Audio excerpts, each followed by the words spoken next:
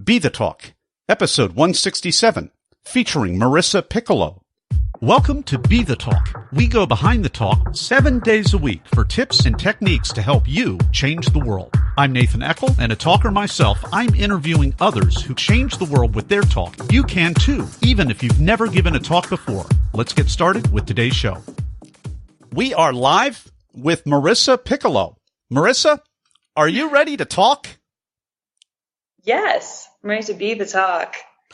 Marissa Piccolo is passionate about electing more women to office across the world. She has worked to do so through campaigns, op-eds, and academic research, most recently interviewing individuals in Bosnia about post-war democratization and gender equality. Marissa is currently pursuing her master's in global security and borders as a Fulbright Scholar at Queen's University, Belfast. She received her bachelor's in political science and economics from the University of Connecticut. Marissa Piccolo, welcome to the talk. Thank you. Thank you for having me. It's nice to be here virtually. Your TEDx Yukon talk is called What's Next? The Future Road for Women and Politics. And this springs out of, it's not just a painful memory, personal experience for you, but it's something that was painful to roughly half of the United States. And even those of us that didn't vote for Hillary or Donald, like myself, I was just as shocked, and I think everybody was shocked and surprised, but you were very shocked and surprised, and you take us behind that talk, being in the crowd waiting for the concession speak at Hillary Clinton's headquarters. So please take us behind that talk. Oh, goodness. Yes, that is correct. So this talk was really a reflection on the 2016 election, and of course there have been a lot of commentaries on it, but I wanted to reflect on it from my own angle, through a personal perspective as a young woman who was a Hillary supporter throughout the primary and was a campaign organizer. So I started the talk describing my honest sense of disappointment. Of course, I was disappointed in the way that the election went with Hillary losing, but also just throughout the campaign, seeing the double standard that still plagues women running for office in this country, and which I believe had really horrible consequences. And so, again, it wasn't really just a sense of disappointment, but also just a surprise that, in growing up in the 21st century as a woman who is very politically active, of course, I am aware of the fact that women are underrepresented and often face different challenges when running for office. But I was just surprised to see how vicious certain attacks against Hillary Clinton were, and just were sort of blatantly sexist. And the idea of course, you don't have to agree with her on policy, but that this sort of misogyny just seems to have become really widespread and normalized. So I think this election was really a wake-up call, and I think a wake-up call about what we need to fight against. So I wanted to use my TEDx talk to open that conversation, especially for the next generation of female candidates who are growing up in a different time than maybe Hillary Clinton herself was. And again, talk about the fact that fewer women run for office than men, and they do face different challenges when they do, and why it's important that more women are elected. And I did try and end on a sort of optimistic note about how in response to the election, a record number of women across America showed interest in running for office, whether attending trainings or declaring themselves as candidates. And so I guess a sort of update from that talk and that, optimism a year from then is that, as I'm sure many people have seen in the news, record numbers of women have run for office this primary cycle, and they're actually overperforming. Which I think it really goes to show that women are strong candidates and they are capable and they do have convincing visions for the future. It's just that we need more of them to run and to support them when they do. Marissa, you mentioned they're overperforming. So that means that they're actually statistically a woman who runs is going to have a greater chance of winning than a man who runs, or does it mean something else? So that means that although it's actually really fascinating that while women do face different perceptions and may face a longer road to become a candidate, that once they are a candidate, in the past, they actually tend to perform the same. And actually, there was just data on a Vox article I was just looking at that women actually performed 15% better than men in this recent round of primaries. And I think that goes to show how it is such just a really just widespread problem. And while women may face different barriers to becoming candidates, that when they do run, they are powerful and can really make a change. Marissa, you said, was that 15 or 50? 15. 15. Okay. So, I mean, that's 1-5. that. Yeah. I mean, 50 is a huge jump, but even 15 is a pretty significant edge. I mean, I know, you know, in the world of politics and you're measuring those ballots, I mean, 15 double digits, absolutely huge. Mm-hmm. Yeah, no, exactly. I think, there's a lot of also evidence shown that women engage just like broad members of the community, including members who may not traditionally be politically involved. And when you get those voices into the process and get those voices volunteering and campaigning for you, it really pushes you over the edge, and not just pushes candidates over the edge, but creates a campaign that's just more inclusive and democratic and diverse. So I'm just going to say a little word about this to Talk Universe. This is one of these topics that we cover here, and as well as, you know, this is based on a branded talk. And it really, you know, some people look at this stuff and we talk about this and it can be very divisive. And that's not what we're about here. We're about bringing it all together because I don't care, you know, what persuasion you are. You know, there are people that you love in your life who are women. Okay. You have a mom, whoever you are, you came from a mom. And I mean, that's what this is really all about. So, I mean, can you just take us back to where you, Marissa, cause this is really about you, what it felt for you, to, you know, be there in the audience that day and then quickly, you know, pivot off of that. I do want to find your thoughts and your feelings on that. But I also want to hear about how you became involved and why this is so important to you. So can you just take us back there? Right. So election night was, you know, pretty surreal, I think. Before, even though the result was announced, I think myself and a lot of volunteers were just sort of like tired. You have just like high adrenaline, like this is the night. So it already felt sort of surreal. And, you know, me and my friend were like, you know, hanging out around the convention place where the viewing party would be watched for a while. So there was definitely a lot of build up, and it was sort of around, I'd say, when Virginia and North Carolina, that people were starting to realize this might go in a different direction, but it still quite didn't feel real. And until I think John Podesta came out that night instead of Hillary Clinton. So that started to make it sink in. But even the next day, being at the concession speech certainly was surreal. I think it took people a lot of time afterwards to reckon with what had just happened, and I think it still is. And in terms of how I got involved, so I have been very passionate in, you know, volunteering and doing things for the Democratic Party, and in anticipation to the 2016 election, I was very much a Hillary supporter for her policy, and also the fact that I very strongly believe that the United States would benefit from a female president. And actually, what really got me involved, though, was a lot of female mentors of mine, sort of bringing me along, introducing me into this community, and that sort of mentorship really supported me during my time in the campaign and did make it feel like a family and very personal. But I would just like to go really back quickly to the point you made about how this is about opening a discussion, especially with people who may disagree. Something that really, after this TED Talk, is a friend of mine who is a Trump supporter, attended and came up to me afterwards, and he was like, Marissa, this just actually made me look at this topic in a sort of different way. And that really surprised me, but sort of reminded me of why I wanted to do this talk. It's the idea that people know women are underrepresented and know it's a problem, but when you talk in detail about how much and what the implications are, I think it really starts to open eyes. And again, even if you didn't support Hillary Clinton, you can start to understand it and appreciate the problem in a different way. Yeah. So I appreciate that you said that. Yeah.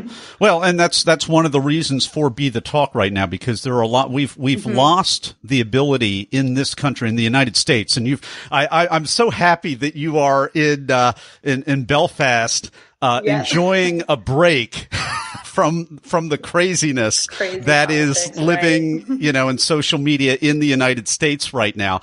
And for all, I mean, there are a lot of, you may or may not have, this may or may not have been your experience, Marissa, but I do want you to know, I think about a friend of mine, Ralph, who teaches school, in Pennsylvania, and very, I mean, there are so many people like my friend Ralph who are maybe more traditional in some ways, but absolutely, horrified at the polarization. Right. And he is someone that just loves everyone. He loves people that have different views.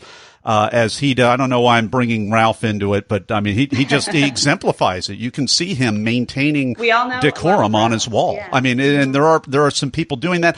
I want to be someone that is also able to bring people together. And these interviews, help do that. So, even though, I mean, and there are women from all backgrounds and all diversity in terms of the political spectrum.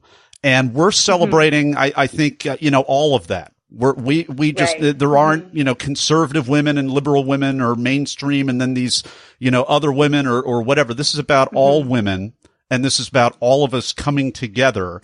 And it's a lot easier if we come together, if we just have some emotional intelligence, about right. the whole thing. So, yeah. So, what I'm going to ask this next question because it's very, very, very timely. And I think for anybody else, this could be construed as a little bit of a gotcha question. But for you, I don't think that it is, because this is, you're a political organizer. You're very devoted to the Hillary Clinton campaign. You just mentioned the times were totally different, 40, 50 years ago when she was coming as political age. Here's the most recent thing that I'm sure is happening.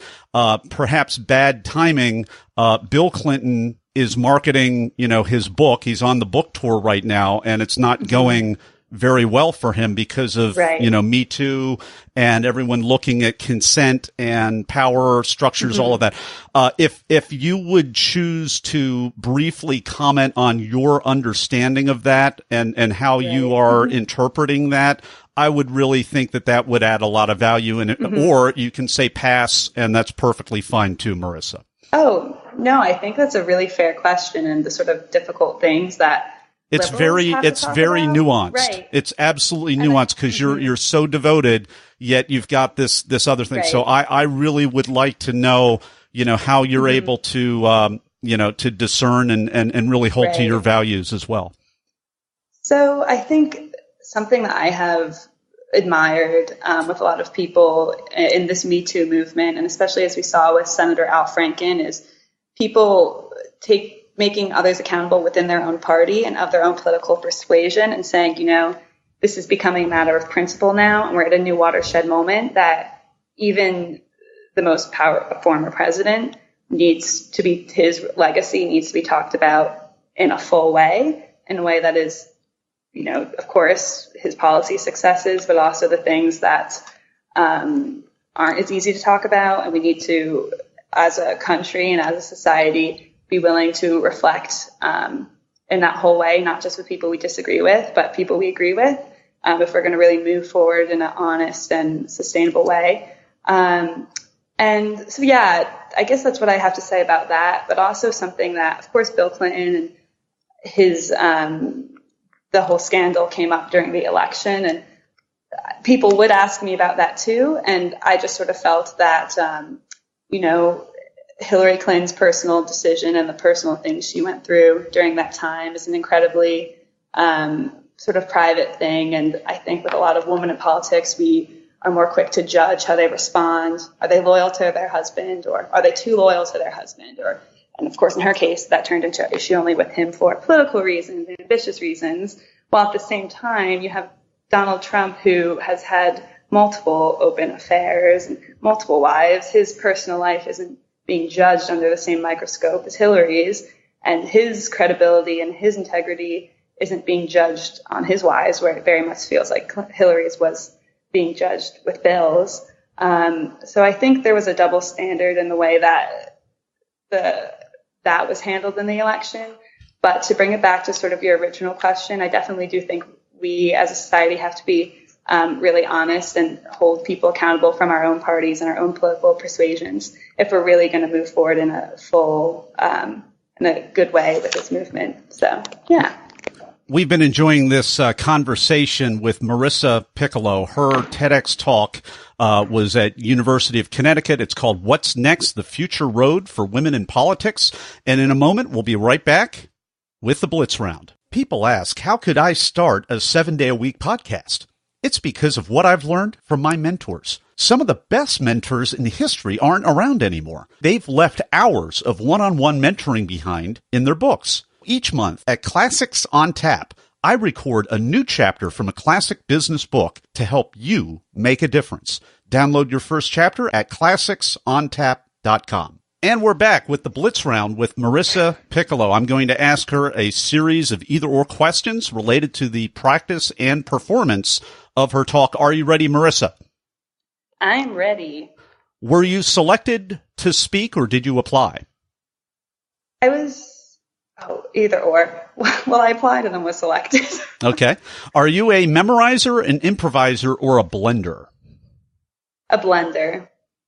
Did you have nerves, or were you in the zone, or neither, or both? I got into the zone, I would say. What's the what's a tip, a technique, or a tool that helped you? Having friends in the audience, just those people to look at when you were a bit nervous and sort of reground yourself. And another tool would be, if you make a mistake, just move on. You have a flow. Don't try and correct it necessarily. Here's my last question. It's a performance. So what was the most unexpected, strange, or just plain weird thing that happened during your talk or before it? Let's see. You know what? Honestly, there wasn't really any mix-ups. I was really fortunate. It was just it ran really smoothly, to be honest. Pretty fortunate. We've been enjoying this Blitz Round with Marissa Piccolo, and wanted to let you know where you can go to check out her talk. Again, her TEDx University of Connecticut talk is called What's Next? The Future Road for Women in Politics. And you can go to our show notes page at BeTheTalk.com, and we'll have a clickable link right there, as well as we'll have a LinkedIn link where you can actually connect with Marissa. And in a moment, we'll be right back for the final word of advice. Everyone wants to change the world, but not everyone knows the first step. Before you can change the world with your talk, it has to be selected. So grab the templates, timelines, and tools that I use to get my talk selected at BeTheTalk.com. And we're back with Marissa Piccolo. It's time for the final word of advice. Final word of advice is confidence is really important, and that comes from practice and, knowing your lines. But more importantly, I think confidence comes a bit more naturally when you're talking about something that you're passionate and knowledgeable about. And which leads to my other main advice is just being genuine. I think confidence naturally emanates when you are authentic and talking about something you're passionate about. And it just makes the talk a lot more natural and a lot more engaging, and I think a lot more impactful. Marissa Piccolo, thank you so much for coming on the talk today and sharing your wisdom with Talk Universe.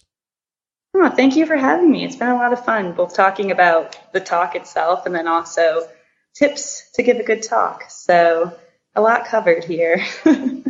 Thanks for listening to Be The Talk. For tips and resources to help you change the world, go to BeTheTalk.com. See you tomorrow.